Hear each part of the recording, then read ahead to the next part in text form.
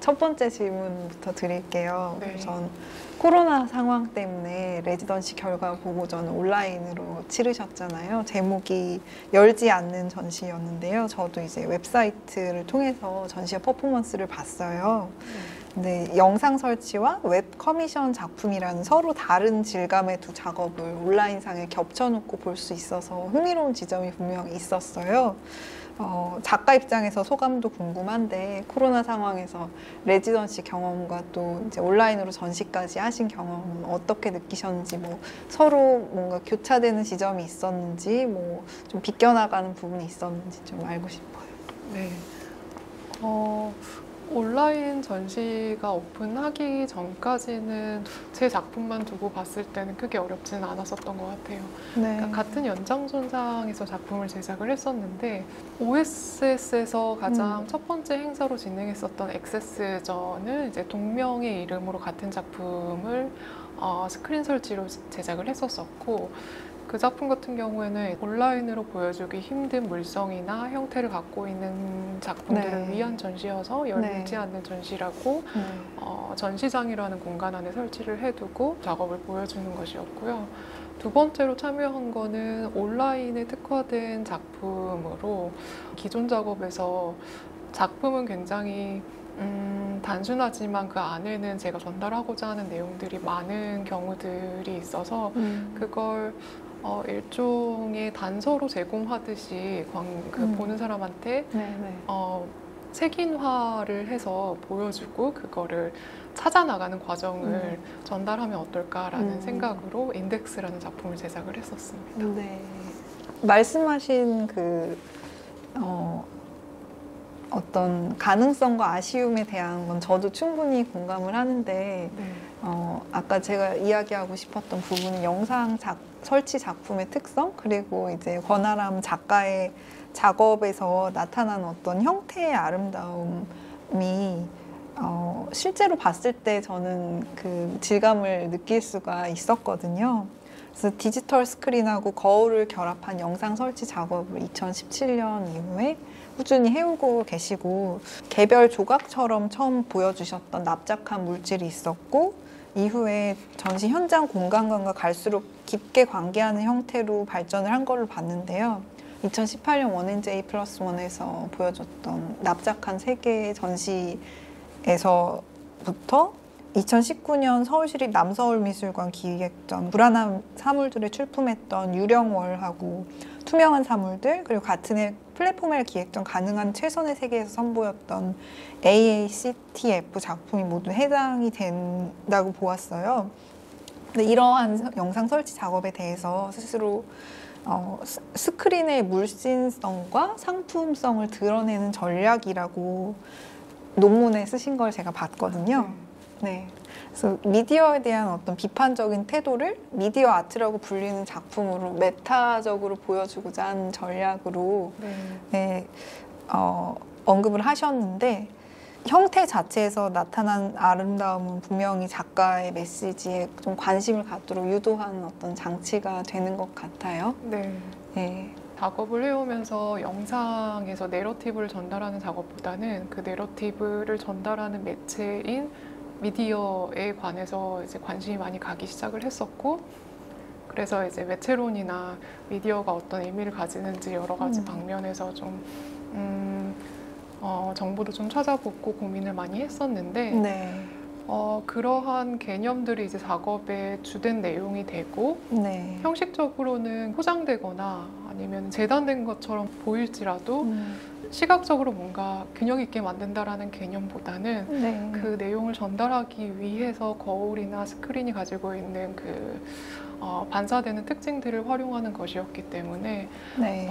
그런 작품 내용과 형식이 가지고 있는 그 관계 같은 것들이 제가 관심 있어 하는 미디어의 이미지 생산 원리나, 그리고 미디어 기업들이 사실 그 이면에 가지고 있는 그 목적 같은 것들을 드러내는 거랑 굉장히 비슷하다고 생각을 했었어요. 네. 철저한 연출이 완성된 모습으로 보여주고자 하신 그런 것 같아요. 그런 걸까요? 작업 얘기를 하다 보면은 저 같은 경우에는 작업을 시작하기 전에 네. 굉장히 많은 단서들을 머릿속에 놓아두고 네. 그것들을 조립하거나 조합하는 방식으로 많이 접근하는 굉장히 것 같아요. 철저한 계획하에 네, 네. 하신다는 인상을 받았어요, 저도. 사실은 그 논문을 읽으면서도 논문의 구조와 기법이라든지 그 소재의 어떤 그 단어의 어울림들이 어떤 거기에서도 구성을 좀 추구하시는 게 좀 느껴져서 저는 흥미롭더라고요. 그러니까 그래서도 그런 점이 드러난다고 해야 될까요? 네, 맞아요. 네. 이번 전시 얘기로 돌아와서 액세스 작업에 대해서 좀 얘기하고 싶은데요. 2014년 미완의 언어 작품에서 사용했던 그 바퀴 달린 지지체가 다시 등장을 하고 또 2019년 AAC-TF 작품에서 새롭게 재료로 선보였던 스테인리스 슈퍼미러가 이제 전면에 사용이 됐더라고요. 그리고 바퀴는 2014년하고는 다르게 이제 수직으로 세워진 스크린 아래에 마치 발처럼 달려서 스크린의 이동과 설치의 변형이 자유롭게 가능하도록 구성이 되어 있고요.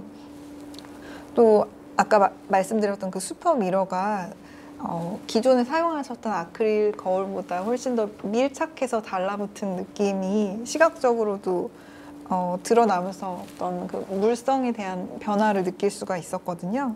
그리고 제목도 조금 저한테는 좀 인상 깊게 다가왔어요. 어떤 접속? 네. 그리고 방금 말씀하신 것처럼 이제 내부가 아니라 뭔가 외부와 관계 맺는 어떤 그런 인상의 제목으로 저는 느꼈거든요. 네. 그래서 이제 질문에 이제 그 사전에 드렸던 것처럼 그 미디어의 일방적인 발신에 대응해서 사용자의 능동적인 쌍방향형 반응을 좀 은유적으로 제한한다는 인상을 받았습니다. 네. 여기서 얘기해 주신 것처럼 언어가 보통 감정의 교류를 네. 위한 것으로 활용이 되는데 저 같은 경우에는 그 당시에 새로운 문화권에 가서 새로운 작업을 바로 해야 되는 상황이었었고 그래서 언어가 감정의 교류를 잇는 도구라기보다는 저한테는 그것들을 능숙하게 방금 말씀드린 것처럼 도구처럼 다룰 네. 수 있어야 하는 상황을 바로 만들어야 됐었어요. 네. 그래서 언어가 가지고 있는 텍스트나 의미, 사운드 같은 층위들에 접근을 하게 됐었고 이 당시 이 작업도 영어가 가지고 있는 구조들을 바꾸어가면서 새로운 그 문법 구조나 의미들을 관객 스스로 찾을 수 있도록 고안한 작업이었어요. VJ랑 DJ 아티스트들이 함께 참여해서 진행했었던 액세스 행사는 네. 제가 동명의 이름으로 작품을 짓고 제 작품을 그 행사의 일종의 퍼포머처럼 역할을 하길 되게 바랬었어요. 그래서 작품이 그 행사뿐만 아니라 열리지 않는 오프라인 전시까지 동시에 선보여질 수 있도록 작품의 형태를 좀 고안을 했었던 거였고요. 그러면 퍼포먼스에 참여하는 퍼포머로서의 어떤 역할을 상정을 하신 상태에서 이런 조형을 계획하셨다는 네, 말씀이신 맞아요. 거죠? 네. 흥미롭네요. 네. 이번 전시에서는 네. 이전에 제 작품에서 전달하고자 했던 개념이랑 이제 작품이 행사와 오프라인 전시라는 특징 두 가지를 다 아우를 수 있도록 좀 고민을 많이 했었던 결과물이었었고 그리고 작품이 기존의 개념을 가지고 가면서도 네. 뭔가 퍼포머로서 역할할 수 있는 네. 부분들 좀 많이 고려해서 이전처럼 저런 바퀴 지지체가 다시 등장하게 되지 않았나. 네, 마지막 질문인데요. 2019년에 플랫폼 전시 연계 인터뷰 영상에서 그 당시 소감으로 저에게 가능한 최선의 세계는 늘 그랬듯이 지금의 작업 맥락을 잃지 않고 다음 작업을 해내는 것입니다. 라는 말이 좀 되게 약간 진심 어리게 다가왔어요. 네. 지금의 작업의 맥락을 잃지 않고 다음 작업으로 간다는 게 이제 점점 어떤 방금 얘기하신 그 미디어라는 또 구체적인 대상을 향한 방향이 좁혀지면서 가는 어떤 그것에 대한 말씀이었던 걸로 들었는데요. 그래서 다음 작업의 방향은 이제 어떤 식으로 전개가 될까요? 네. 올해는 새로운 시도를 좀 많이 했던 한 해라고 생각을 해요. 협업 작업도 많이 했었고, 네. 그래서 올해가 아무래도 좀 자연스럽게 작업하는 태도의 변화가 많이 왔던 한 해라고 생각을 하는데요. 이전에는 그렇게 작업의 맥락을 잃지 않으려고 되게 꽁꽁 싸매고 있었던 거라고 생각이 드는데, 올해는 그걸 좀 버렸던 한 해였던 것 같고, 네. 이제 두 가지가 조금 중첩이 되면서 네. 내년에는 같은 맥락으로 조금 더 다양한 매체와 다양한 형식으로 작업을 한번 해보지 않을까. 다양한 협업도 계획을 협업도 해볼 수 있을까요? 기회가 주어진다면 네. 재밌게 할 수 있을 것 같아요. 네.